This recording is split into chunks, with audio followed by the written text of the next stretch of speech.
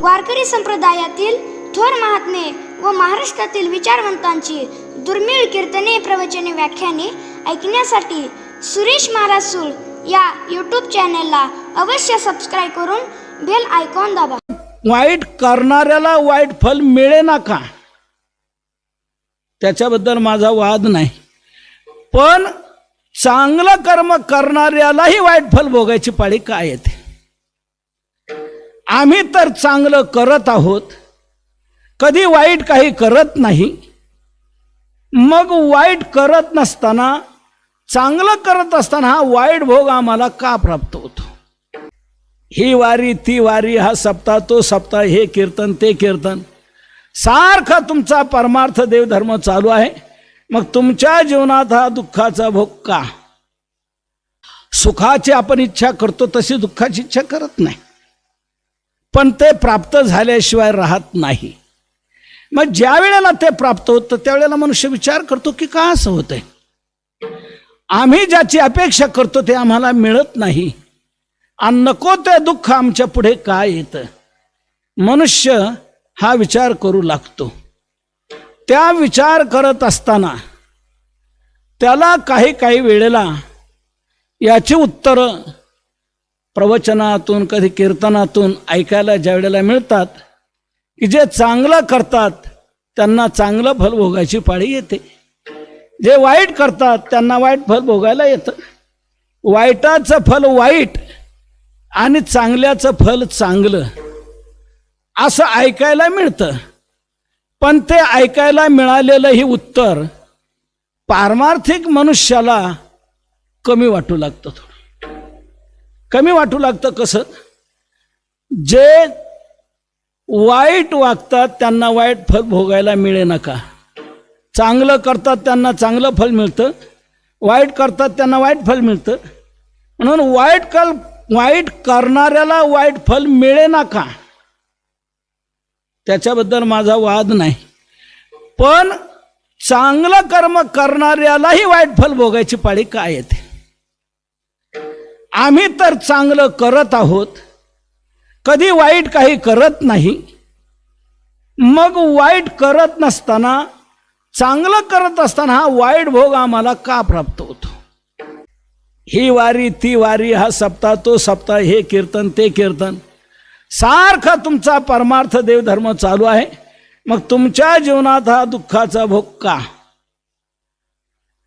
मग आम्ही नाही बरे, आम्ही तर पंढरीला जात नाही, आळंदीला जात नाही, कधी काही वारी करत नाही, कीर्तन नाही, भजन नाही, काही नाही. आम्ही कसंही राहतो तरी आमच्या जीवनात कसा आनंद आहे, आणि तुम्ही चांगलं करत असताना तुमच्या जीवनात हा दुःख भोग काय? असं ज्या वेळेला तो नास्तिक म्हणतो, याचा अर्थ एक लक्षात घ्या, ह्या देवदेव करण्यावर, चांगलं करण्यावर काय अवलंबून नाही. त्याच्यावर जर अवलंबून असतं तर तुम्ही चांगलं करून तुम्ही वाईट भोगता का?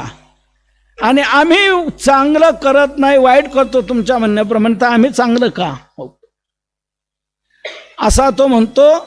या देवदेव करण्यावर काही अवलंबून नाही,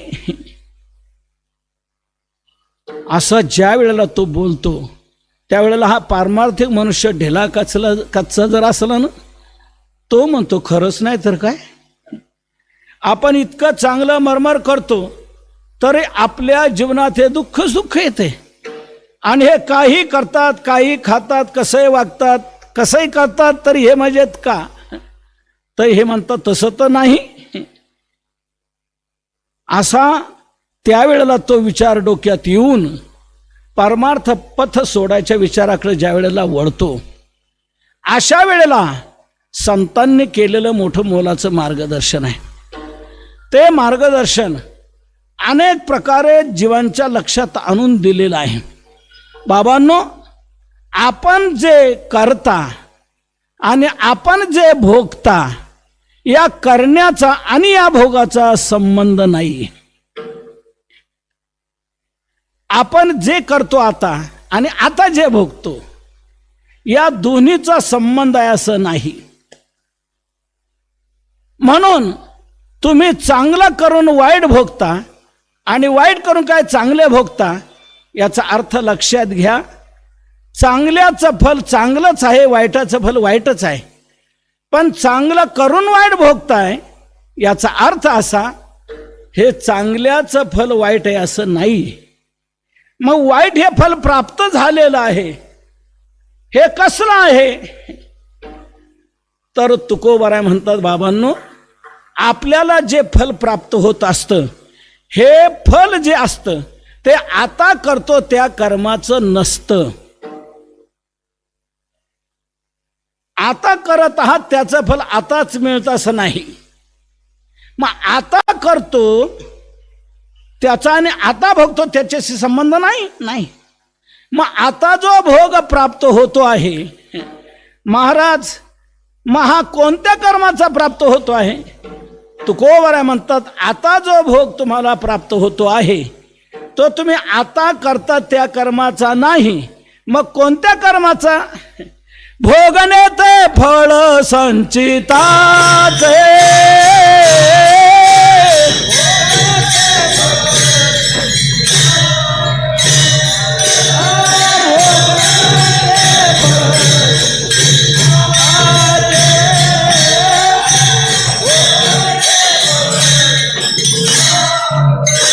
वाहिल्या उद्वेग दुःखाची केवळ, वाहिल्या उद्वेग दुःखाची केवळ,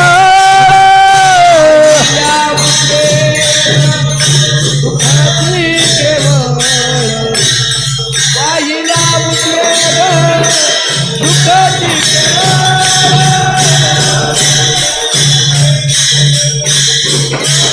केवळ, दुःखाची केवळ, दुःखाची केवळ, वाहिल्या उद्वेग दुःखाची केवळ, भोगणे ते फळ संचित,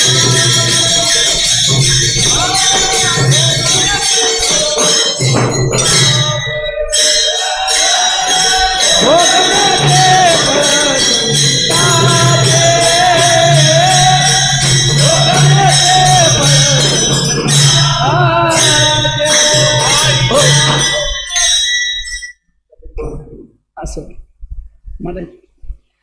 तुकोबाराय म्हणतात, बाबांनो, आपल्या जीवनात जो भोग प्राप्त होत असतो, हा भोग जो आहे आपल्या संचिताचं फळ आहे. म्हणजे पूर्वी करून ठेवलेल्या कर्माचं हे फळ आहे. म्हणून पूर्वी करून ठेवलेल्या कर्माचा संचिताचा हा भोग आपल्याला प्राप्त होतो आहे. चालू करतो त्या कर्माचा लगेच जर भोग घडला असता तर एक लक्षात घ्या, सुखदुःखामध्ये व्यभिचार झाला नसता. सुखदुःखामध्ये व्यभिचार म्हणजे कसा? चांगलं करतो त्याचं फळ चांगलं मिळतं, पुण्य मिळतं, त्याचं सुख मिळतं. वाईट करतो त्याचं पाप तयार होतं, त्याचं फल दुःख मिळतं. मग वाईटाचं फल दुःख आहे, चांगल्याचं फल सुख आहे, हे निश्चित आहे. पण आपल्याला चांगला करणाऱ्याच्या पुढे देखील वाईट भोग दिसून येतो आणि वाईट करणाऱ्याच्या पुढे चांगला भोग दिसून येतो. हे भोग दिसतात याचा अर्थ असा, तुम्ही आता जे करता त्याचा लगेच आता हा भोग प्राप्त होतो असं नाहीये. हा पूर्वी करून ठेवलेल्या कर्माचा आहे. आपण जे कर्म करतो ते आपल्याला भोग द्यायला येत असतं. नाथ महाराजांनी हरिपाठात म्हटलेले आहे की, केले कर्म झाले तेची भोगा आले, उपजले मेले ऐसे किती. आपण जे कर्म केलेलं आहे ते आपल्या संचितात जमा झालं आणि तेच आता भोग द्यायला आलं. इथे 3 क्रियापद आहेत, केले, झाले आणि आले. आपण आता कर्म केलं, जे कर्म केलं ते आपल्या संचितात जमा झालं आणि संचितात जे जमा झालं तेच आता भोग द्यायला आलं. म्हणजे जे भोग आपल्याला देते ते आपलं पूर्व संचित आहे. संचितानुसार हा भोग आपल्याला प्राप्त होत असतो महाराज.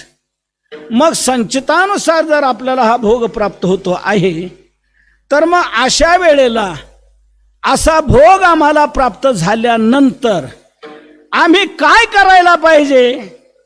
तर असा भोग आपल्या जीवनात प्राप्त झाल्यानंतर आपण काय करावं तुकोबाराय हे सेवेकरता घेतलेल्या अभंगाच्या प्रथम चरणातून सांगतायत.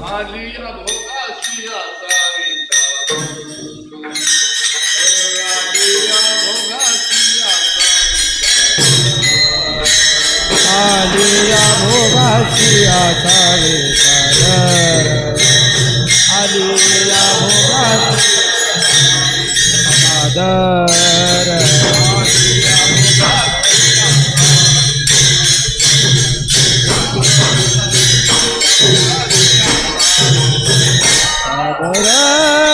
आलिया भोगाची असावे, आलिया भोगाची असावे सादर,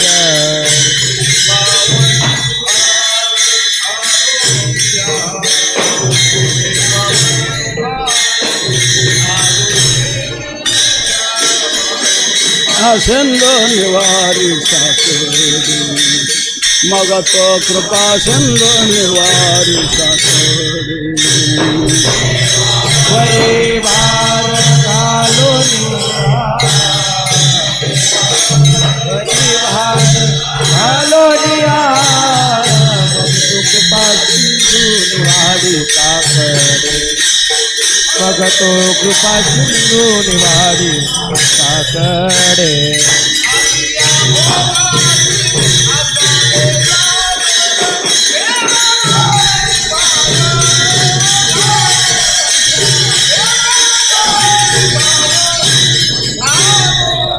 आलिया भोगाची असावे सादर, देवावरी वार घालो, देवावरी वार घालोनिया. हो, तुकोबाराय म्हणतात असा भोग जर आपल्या जीवनात प्राप्त झाला तर आपण काय करावं? तर सादर असावं. आलिया भोगाशी असावे सादर. आलेल्या भोगाच्या बाबतीत आपण सादर असावं म्हणजे त्याच्या बाबतीत आदर ठेवावा, आदर ठेवावा. मग जो भोग प्राप्त होईल त्या भोगाच्या बाबतीत आदरच करावा. मग चांगला भोग प्राप्त हो का वाईट भोग प्राप्त हो, भोग हा उभय असतो, दोन प्रकारचा असतो. कधी चांगला भोग प्राप्त होतो तर कधी वाईट प्राप्त होत असतो. म्हणून दोन प्रकारचे भोग आपल्या जीवनात घडत असतात, चांगलं आणि वाईट. तर दोन्ही भोग ज्या वेळेला प्राप्त होतात त्यावेळेला त्याच्याविषयी आपण आदर ठेवावा. आदर ठेवा याचा अर्थ असा त्याच्यात समाधान मानावं. आदर ठेवायचा कोणाचा म्हणजे काय?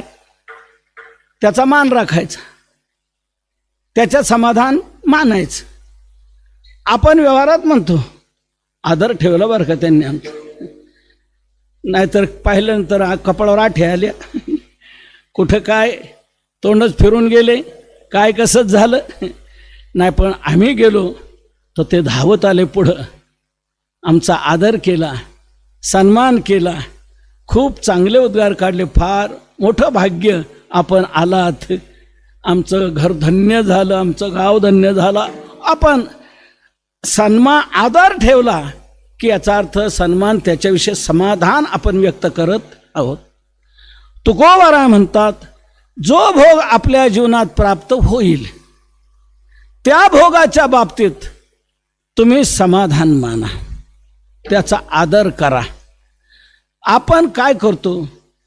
आपल्या अपेक्षेप्रमाणे चांगला भोग घडला की मग त्यात समाधानात आपण असतो. पण वाईट भोग घडला की आपण दुःखात राहतो, दुःखी होतो, व्यथित होतो, कपाळ धरून बसतो, अंथरूण धरून बसतो, उठत नाही, बाहेर पडत नाही. तुकोबाराय म्हणतात असं नाही.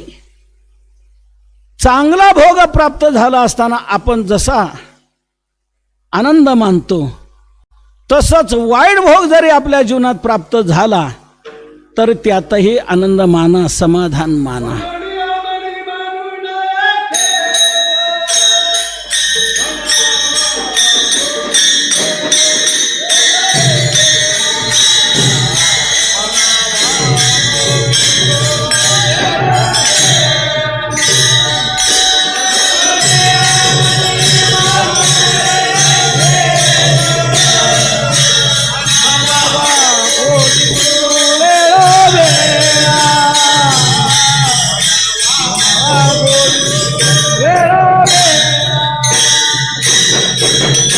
तुकोबाराय म्हणतात, आपल्या जीवनात वाईट भोग जरी प्राप्त झाला तरी त्यात खेद मानायचा नाही. म्हणून मनी मानू नये खेदू. खेद मानायचा नाही, समाधान मानायचं. चित्ती असो द्यावे समाधान. चित्तात समाधान असू द्यावं. काही हो, जीवनात काही जरी घडलं तरी समाधान मानायला शिका. तुकोबारायांनी स्वतः शिकवलंय आपल्याला, समाधान मानायला शिका. काही झालं तरी आपण चांगलं झाल्यावर समाधान मानतो, वाईट झाल्यावर समाधान मानत नाही, व्यथित होतो, दुःखी होतो. तुकोबाराय म्हणतात नाही, काही झालं तरी समाधान मानायला शिका. त्यांनी आपल्या जीवनातून, अनुभवातून शिकवले. मला सांगा, आपल्या जीवनात दिवाळं निघणं चांगलं आहे का? चांगलं नाही, वाईट आहे. कोणाचंही दिवाळं निघू नये, पण दिवाळं निघतं. दिवाळं निघणे चांगलं नाही. पण तुकोबाराय म्हणतात, दिवाळं निघालं माझ्या जीवनात, त्यांनी समाधान मानलं की नाही? बरे झाले देवा निघाले दिवाळे, झाले देवा निघाले दिवाळे.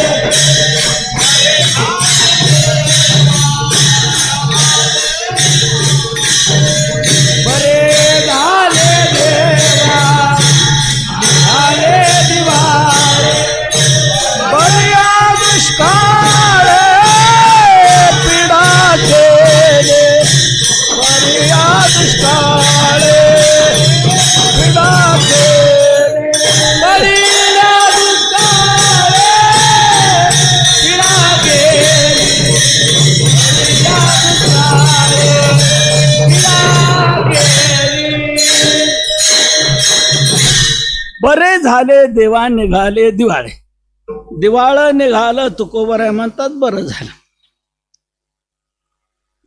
बायको मिली, मरू नये कोणाची, पण मिली. तुकोबारायांनी बायको आपली मेली त्यावेळेला त्यांनी काय म्हटलं?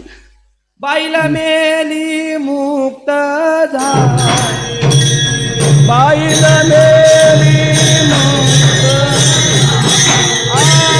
बाईला मेली मुक्त झाली.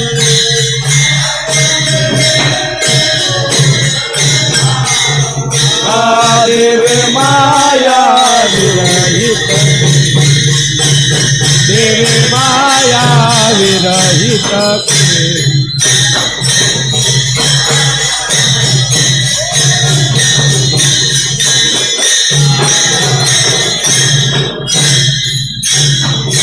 हो, तुकोबाराय म्हणतात, बाईला मेली मुक्त झाली, देवे माया सोडवली. पोर मेले बरे झाले, देवे माये विरहित केले. बरे झाले देवा बाईला कर्कशा, बरी हे दुर्दशा जनामध्ये. म्हणजे जे जे आपल्या जीवनात घडलं, आपल्या जीवनात घडल्यानंतर, असं घडल्यानंतर आपण दुःख व्यक्त करत असतो, व्यथित होतो. तुकोबाराय म्हणतात, व्यथित होऊ नका. जो भोग प्राप्त होईल त्याचा आदर करा, सन्मान करा, समाधानात राहा. तुम्ही म्हणाल, वाईट भोग झाल्यावर समाधान कसं मानायचं? नका मानू समाधान. काय कराल तुम्ही? काय करू शकता? त्यात काय बदल करू शकता का? आपण बदल कशातच करू शकत नाही. मग बदल जर करू शकत नाही तर जे होतंय त्यातून व्यथित होण्यापेक्षा त्याच दुःखातही त्या दुःखाची व्यथा न होता त्याच्यात सुख कसं मिळेल याकरता समाधान माना. समाधान का मानायचं याच्या 2 कक्षा मी आपल्या पुढे ठेवतो. पहिली कक्षा ही आपण त्याच्यात बदल करू शकत नाही. जो भोग आपल्या जीवनात येणार आहे तो येणारच. जसं संचित असेल ते संचित जसं भोग द्यायला आला असेल, भोग द्यायला जसं आला असेल त्यानुसार भोग प्राप्त होणार. त्याच्यात आपण बदल करू शकणार नाही. का बरं करू शकणार नाही? नाही करू शकणार. तुम्हाला नाही करता येणार. आमचे वरपर्यंत संबंध आहेत. वरून आम्ही तो बदल घडवू, वरून आम्ही दबाव आणू आणि वरून आम्ही हा बदल करू शकतो. तुमचं वरून म्हणजे कुठपर्यंत तुमचे संबंध आहेत? वर म्हणजे कुठपर्यंत? आमदार, मुख्यमंत्री, पंतप्रधान, एक देशातला उच्च स्थान, राष्ट्रपती, पण ते देखील आपल्या भोगात काही बदल करू शकत नाही. आपला भोग ते टाळू शकत नाहीत. का? कर्मभोग अटळ अवश्यमेव भोक्तव्यम कृतं कर्म कर्म शुभाशुभम ना भुक्तं क्षीयते कर्म कल्पकोटी शतैरपि. कोट्यवधी कल्प जरी गेले तर ज्या कर्माचा भोग झाला नाही ते कर्म तसं नष्ट होत नाही. ते भोग द्यायला येतच, अवश्य भोगावंच लागतं. कोणालाही टाळता आलं नाही. तुमचे कुठपर्यंत मोठे संबंध, तुमचे पंतप्रधानांनाही आपला भोग टाळता आला नाही. ते आपला काय टाळणार आहे? त्यांनाही त्यांचा भोग टाळता आला नाही. आपल्या देशात घडलेल्या 2 दुर्दैवी घटना आहेत बघा. आपल्या देशातले 2 पंतप्रधान मारले गेले. पहिले विश्वनेत्या इंदिराजी, त्या मारले गेले आहे की नाही? बरं, त्यांना कोणी मारलं? कोणी मारलं? त्यांचे अंगरक्षक, बॉडीगार्ड. मला सांगा, अंगरक्षक हे मारण्याकरता असतात का? अंगरक्षक शब्दातूनच काय अर्थ निघतो? अंगाचं रक्षण करणारा. तो अंगरक्षक, बॉडीगार्ड त्यांचा होता का दुसऱ्यांचा? त्यांचाच. पण त्यांच्याच अंगरक्षकाने त्यांना मारलं. याचा अर्थ काय? त्यांनाही त्यांचा भोग चुकला नाही. त्यांच्याच अंगरक्षकाने त्यांना मारलं, त्यांचा भोग त्यांना भोगावा लागला, तर आपला काय चुक होणार? दुसरी हत्या घडली राजीव गांधी, ते पंतप्रधान, ते मारले गेले. कोणी मारलं? हार घालायला आलेल्यांनी.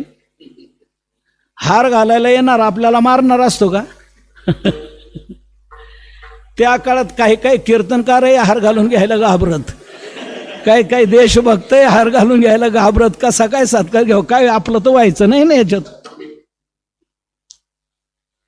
मुद्दा असा आहे, पंतप्रधानाने त्यांचा भोग चुकला नाही, आपला काय चुकला? याहीपेक्षा पुढे सांगा, देवादिकांपर्यंत तुम्ही जा, देवादिकही तुमच्या कर्माचा भोग चुकू शकत नाहीत. अदृष्टा अधीन शरीर, नाथ महाराजांची गोड ओवी आहे.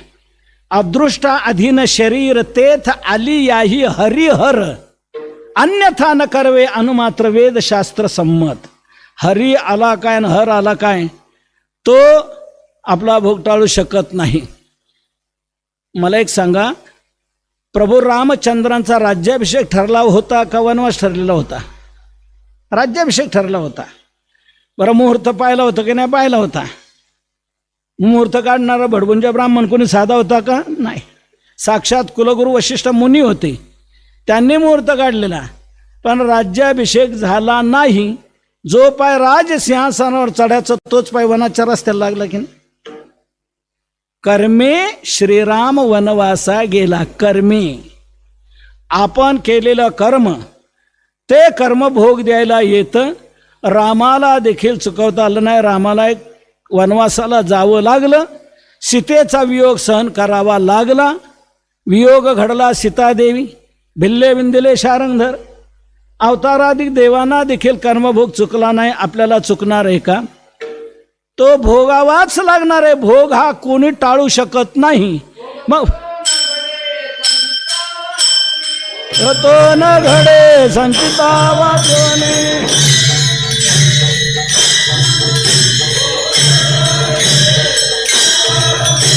करावे ते मनी समाधान.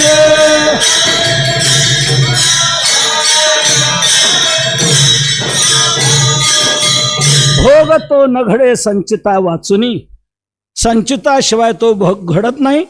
म्हणून भोग घडला असताना त्याच्यात समाधान मानावं. करावे ते मनी समाधान. का समाधान मानायची ही एक कक्षा मी आपल्याला सांगितली की भोग आपल्या पूर्वी करून ठेवलेल्या कर्माचा प्राप्त झालेला आहे. तो आपण टाळू शकत नाही. कोणाला टाळता येत नाही. आपण टाळू शकत नाही. म्हणून येणारा भोग जो आहे त्या भोगात समाधान मानायला शिका. तुम्ही टाळू शकत नाही. मग रडत राहण्यापेक्षा करावे ते मनी समाधान. असावे सादर. सादर राहा. समाधान माना. तुम्ही टाळू शकत नाही. मग रडत राहून काही बदल होणार नाही तर रडायचं कशा करता. दुःख मानायचं कशा करता. म्हणून आदर करा, समाधान माना. ही एक कक्षा. समाधान का मानायचं. आणि दुसरी महत्वाची कक्षा, समाधान एवढ्या करता मानायचं आपल्या जीवनात जितके वाईट भोग येतील तितके चांगले समजायचे म्हणून समाधान मानायचं. वाईट भोग येतील ते चांगले कसं समजायचं. तर चांगले असं समजायचं वाईट भोग जो प्राप्त झालेला आहे आपल्याला हा पूर्वी आपण काही करून ठेवलेला वाईट कर्माचा आहे. आपण पूर्वी जे कर्म केलेलं तेच आपल्याला भोग द्यायला आले ना. मग चांगलं आपल्या हातून जे घडलं त्याचं पुण्य तयार झालं ते सुख द्यायला येतं. वाईट आपल्या हातून घडलं त्याचं पाप तयार झालं ते दुःख द्यायला येतं. म्हणजे दुःख येतं हे कोणामुळे. आपण पूर्वी करून ठेवलेल्या पापामुळे, वाईट कर्मामुळे. म्हणून दुःख येतंय हे आपल्या पापाचं फळ आहे पूर्वीच्या. आणि सुख जे आपल्या जीवनात येते हे आपल्या पुण्याचं फळ आहे. आता बारकाईने लक्षात घ्या बरं का. सुख भोगायला येण्यामध्ये आपल्या स्टॉक मधलं पुण्य खर्ची पडते.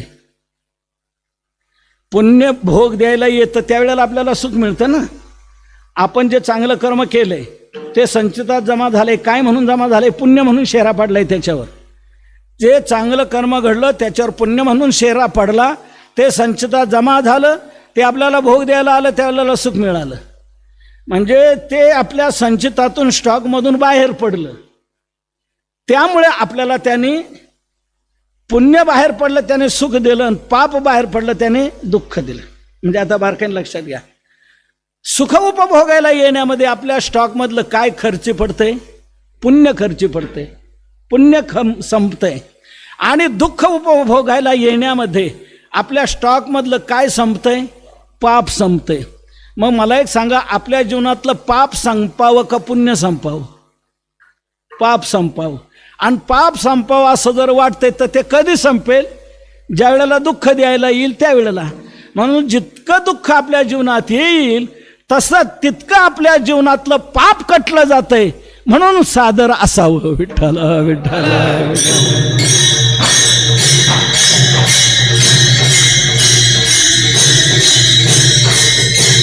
हो, जे वाईट फल आपल्याला आलेलं आहे हे आपण काहीतरी पूर्वी वाईट केलंय म्हणून आलेलं आहे. पण हे वाईट केलेलं आपल्याला माहीत नसतं. म्हणून आपण म्हणतो आम्ही तर काही वाईट करत नाही, मग हे वाईट का आम्हाला भोगायला आलं. पण ते पूर्वीचं कुठलं तरी आपलं वाईट आहे ते आता भोग द्यायला आलेलं आहे आपल्याला. म्हणून त्याचा आदर करा. याचा अर्थ असा, एक पहिली गोष्ट तुम्ही त्यात बदल करू शकत नाही. मग रडत राहण्यापेक्षा आदर करा, सन्मान माना, समाधानात राहा. म्हणून वाईट भोगतानाही तुम्हाला दुःख होणार नाही. वाईट भोगत असताना तुम्हाला समाधानच मिळेल. आपण वृत्ती आपली जशी ठेवू त्यावर अवलंबून आहे. आपण वाईट भोग येण्यातही जर समाधान मानलं तर वाईटातही आपण समाधानातच राहू. वाईट भोगातही आपण आनंदातच राहू. म्हणून आपली वृत्ती कशी ठेवतो याच्यावर अवलंबून आहे. म्हणून वाईट भोग घडला तरी समाधान माना, दुःख करू नका, समाधानात राहा. आणि त्यातून आपल्या हे लक्षात येईल की काहीतरी पूर्वी आपण वाईट केलेलं होतं ते आता भोग द्यायला आलेलं आहे, म्हणून ते भोगून संपेल. समाधान मानस. आता आपल्याला कळत नाही, पण ते पूर्वी आपल्यातून वाईट घडलेलं आहे, म्हणून आता असा वाईट भोग प्राप्त झालेला आहे. एक महाभारतातला प्रसंग आपल्या लक्षात आणून देतो. एका राजवाड्यात चोरी झाली. चोरी झाल्यानंतर आता राजवाड्यातच चोरी म्हटल्यानंतर राजाने लगेच हुकूम फरमावला, आजच्या आज चोरांचा शोध लागला पाहिजे. निघाले पोलीस, शोध घ्यायला निघाले. चोरांनी चोरी केली आणि ते रानात पसार झाले, डोंगरात, जंगलात पसार झाले. तिकडे पोलीस लोक शोधा करता दश दिशेला सगळीकडे पलटण लावलेली आहे, शोधतायत. डोंगरात गेलेल्या चोरांनी मागे वळून असं पाहिलं तर पोलीस दिसतायत येताना. याचा अर्थ आपल्या चोरीच्या शोधाकरताच हे आलेले असतील. मग काय करावं? एक करू म्हणे आपण. तिथे शेजारी मांडव्य ऋषीचा आश्रम होता. मांडव्य ऋषीच्या आश्रमात मांडव्य ऋषी बाहेर असं उभे राहून हात वर करून तपश्चर्या करत होते, अनुष्ठान करत होते, मौन धारण करून. पताका आश्रम दिसला. चोरांना वाटू लागलं आश्रमात पोलीस येणार नाहीत, साधूच्या आश्रमात कशाला येतील ते, म्हणून इथे लपून बसू, ते निघून जातील. मिटला प्रश्न. मांडव्य ऋषीच्या आश्रमात ते शिरले. चोर लपून बसले. हे पोलीस आले. एक जण म्हणला, चला रे तिकडे काहीतरी वस्ती दिसते, तिथे जाऊ आपण, तिथे कदाचित ते असू शकतात. बाकीचे म्हणले, अरे तुला दिसत नाही का पताका आहे तिथे, कुठला तरी साधूचा आश्रम असेल तो, तिकडे कशाला जायचं, चाल पुढे. हा काय म्हणू लागला, अरे मग साधूचं दर्शन तरी घेऊ, आपल्याला चोर सापडतील तरी. दर्शनाकरता चला म्हटल्यानंतर बाकीच्यांनी मान्य केलं, आले. तिथे मांडव्य ऋषी तपश्चर्या करतं. हे विचारतायत, का हो चोर आलेत का इकडं, पाहिले का, कुठे गेले का, तुमच्या लक्षात आहे का? आता त्यांचं मौन व्रत होतं, तपश्चर्या होते, अनुष्ठान होतं, ते काहीच बोलले नाही. ते पोलीस आत शिरले आश्रमात. पाहत होता आश्रमात तिथे चोर सापडले आणि माल मुद्द्यासह सापडले. जे चोरी झाली होती त्या ऐवजासह सापडले. सापडल्यानंतर मग धरलं, पकडलं आणि म्हणू लागले, अरे हा काय बोलला का, आपल्याला सांगत होतं का? अरे हा साधूचा आश्रम नाही, हा चोराचा आश्रम आहे. हे जे आहेत ना, हे चोरांच्या टोळीचे नायक आहेत. पाय दाढी जटा वाढवल्यात आणि हे धंदे काय आहे. अरे हा काय नाही, चला. त्या चोरांना जसं पकडून आणलं तसं मांडव्य ऋषींनाही पकडून आणलं. मला सांगा, मांडव्य ऋषीचा काय अपराध होता? ते अरण्यात आश्रमात तपश्चर्या करत होते, त्यांना पकडून आणलं. माल मुद्द्यासह चोर सापडले असं म्हटल्यावर निर्णय काय घेतला जाईल? माल मुद्द्यासह सापडले ना, लगेच म्हणे आयोग नेमायचा नाही, चौकशी समिती नेमायचं काय कारण आहे. माल मुद्द्यासह सापडलेले आहेत ना, शिळावर द्या, फाशी द्या. चोरांना जसं फाशी दिलं तसं मांडव्य ऋषींनाही फाशी दिली. काय मांडव्य ऋषीचा अपराध होता? मांडव्य ऋषीलाही ज्या वेळेला फाशी दिलं, शिळावर दिलं, शिळावर दिल्यामुळे बाकीचे जे चोर होते ते मरण पावले, पण मांडव्य ऋषी काय मरण पावले नाही, ते शिळावर तसेच आहेत. त्यावेळेला अनेक ऋषीगण शोध घेत आहेत मांडव्य ऋषीचं काय, तर कळलं त्यांना शिळावर देण्यात आलेलं आहे. का? ते ऋषी शोध घ्यायला आले आणि ते मांडव्य ऋषींना म्हणताय, श्रोतुमिच्छामहे ब्रह्मन् किम पापम कृतवानसी. ते म्हणतायत, आम्ही शोध घेऊ इच्छितो मुनिजी, आपण कोणतं पाप केलेलं आहे असं की आपल्याला शुळावर जावं लागलेलं आहे, हे सांगा. त्यावेळेला मांडव्य ऋषी म्हणतायत, मला तर काही कळत नाही. तुम्ही म्हणता कोणतं पाप, पाप तर मला काही कळत नाही, पण शुळावर जावं लागलेलं आहे, शुळावर मग प्रत्यक्ष मला दिलेलं आहे, तर मला काही कळत नाही. पण काहीतरी असणार, हो काहीतरी असणार, पण मला ते काही कळत नाही. बरेच दिवस झाले मांडव्य ऋषी काही मरत नाहीत. शेवटी राजाला जाऊन सांगितलं की तो एक चोर मेला नाही, तसाच आहे. शोध घेतला, सांगितलं ते मांडव्य ऋषी, राजा तुझ्याकडून अपराध घडला, तू चोरांबरोबर त्यांनाही शुळावर दिलं, हे बरोबर नाही. राजा मग घाबरला, गेलेला आहे शुळावरून काढलं, परंतु त्या शुळाची एक आणि शिल्लक राहिली, म्हणून तिथून पुढे त्यांना आणि मांडव्य ऋषी असं पडलं. तेव्हा ते मांडव्य ऋषी विचार करू लागले, माझ्या जीवनात हा भोग का? मी अरण्यात तपश्चर्या करत होतो, काही संबंध नाही, का मला शुळावर जावं लागलं? अर्थात भोग देणारा कोण आहे? यम आहे. चला आपण यमालाच विचारू, का हा भोग माझ्या जीवनात का? मांडव्य ऋषी थेट यमधर्माकडे गेले. त्यावेळेला यमधर्माला मांडव्य ऋषी म्हणतायत, तुम्ही शिक्षा देणारे आहात, मान्य, चांगलं आहे, परंतु मला का शिक्षा? मी काय वाईट केलं म्हणून मला शुळावर जावं लागलं? हा भोग कसला?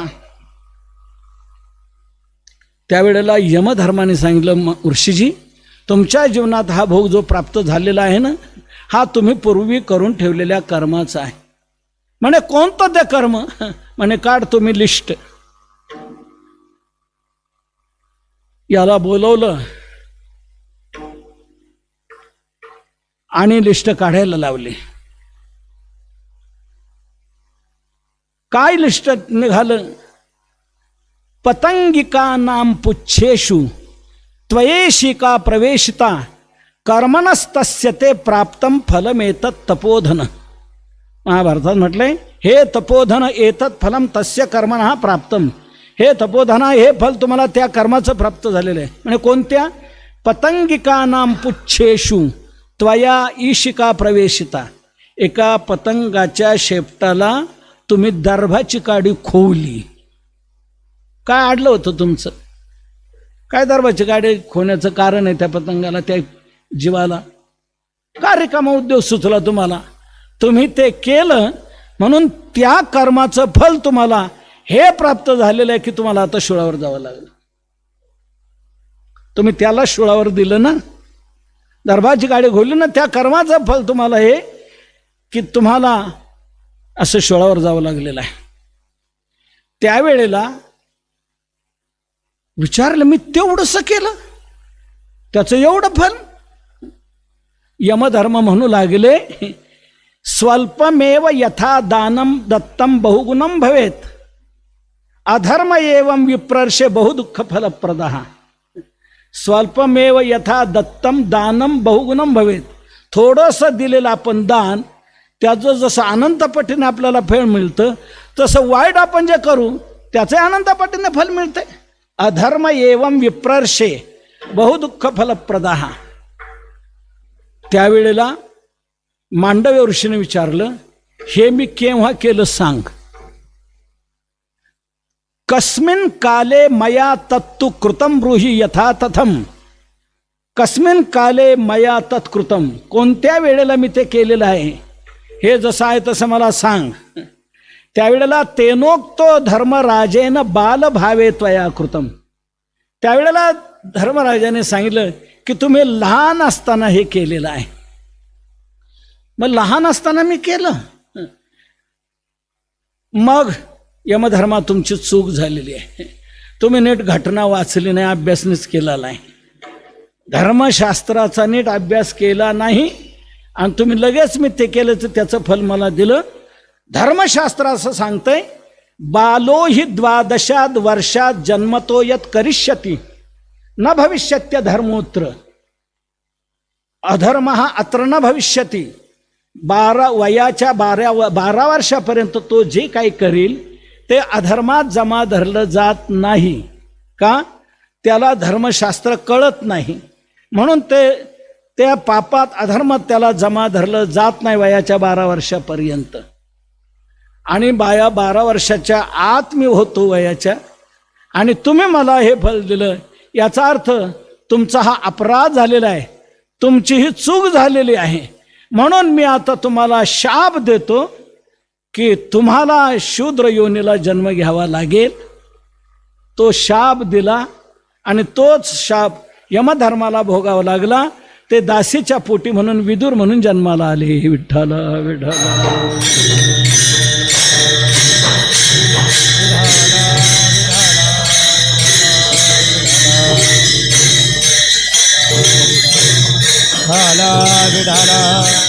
आणि पुन्हा त्याने घटनेत दुरुस्ती केली.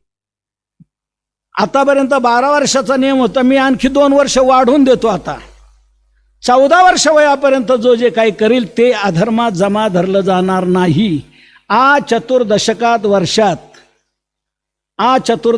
वर्षात 14 वर्ष वयापर्यंत जे केलं जाईल न भविष्यती पातकम, ते पातक होणार नाही. इथून पुढे हा नियम लागू राहील असं मांडव्य ऋषीने तो नियम घालून दिला.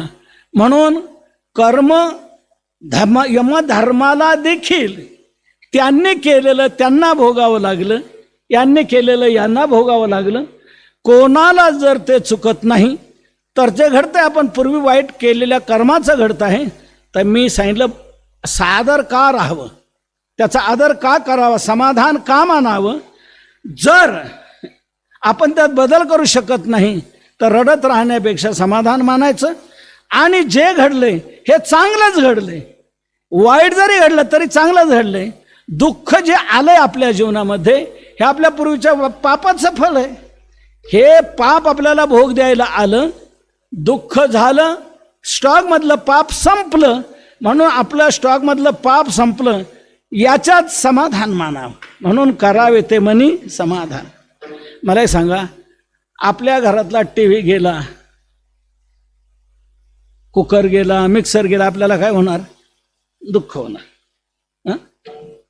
आणि आपल्या घरातले जर ढेकून गेले तर, उंदीर गेले तर, घोशी गेले तर काय होणार? सुख होणार की नाही? उंदीर निघून गेले, ढेकणं निघून गेले, आपल्याला काय होणार? का बरं? टीव्ही गेल्यावर, मिक्सर गेल्यावर दुःख आणि ढेकणं गेल्यावर सुख का? तर ढेकून घरात राहायलाच नको. ढेकून हे उपद्रवक आहेत, ते जायलाच पाहिजे. म्हणून ते जाण्याचं जसं समाधान आहे तसं पाप हे आपल्या जीवनात उपद्रवक आहे, ते जायलाच पाहिजे. आणि ते त्याच वेळेला जाईल की दुःखाचे भोग येईल त्यावेळेला. म्हणून जितके दुःखाचे भोग येतील तितकं चांगलं मानावं, समाधान मानावं. तुकोबाराय म्हणतात त्याचा आदर करा, आलिया भोगाशी असावे सादर.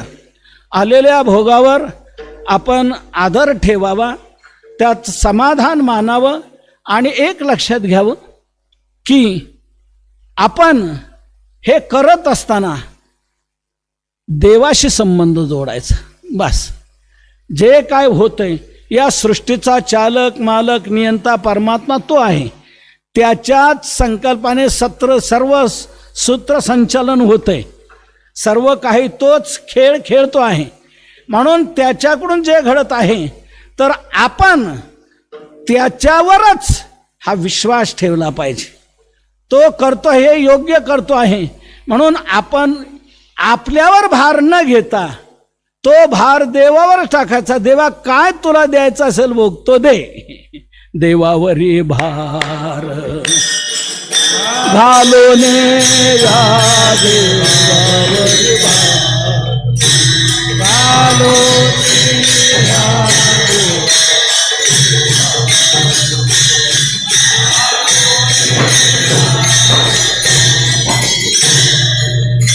हो.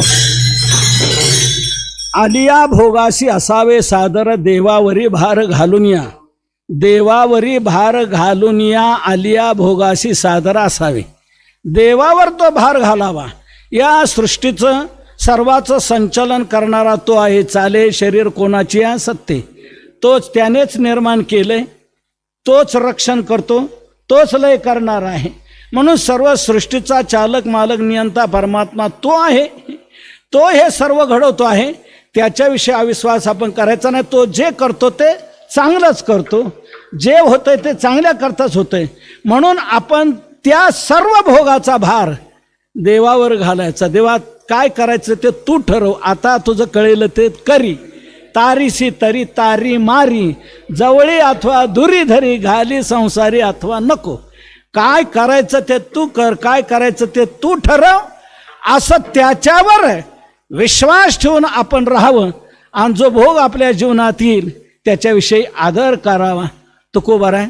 तुमच्या म्हणण्याप्रमाणे आम्ही त्याच्यावर विश्वास ठेवून हा आदर केला, तर त्यांच्यावर आम्ही जो विश्वास ठेवला तर तो भगवान त्याचा काय प्रतिसाद आम्हाला देईल का? तर तुकोबारा म्हणतात त्याच्यावर जर भार घातला तर मग तो काय करील? हे कृपा सिंधू निवाडी साकारे, मग तो कृपा सिंधू निवाडी साकारे.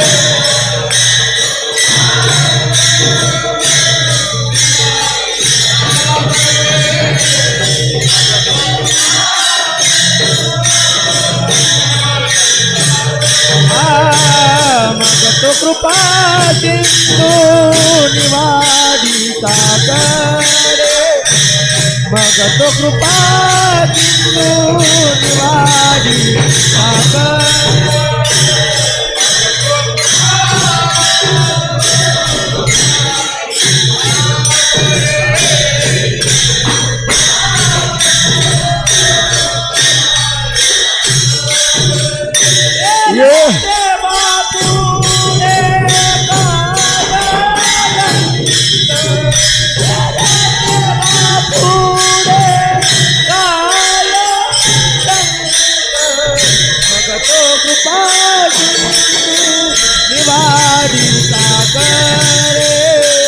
मग तो कृपा निवाडी सागरे.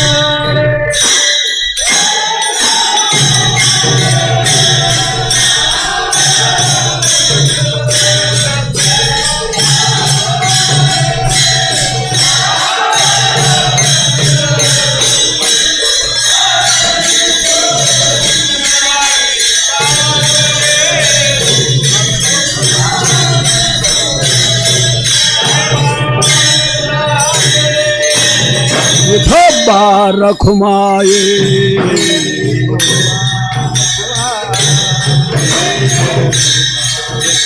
रखुमाये.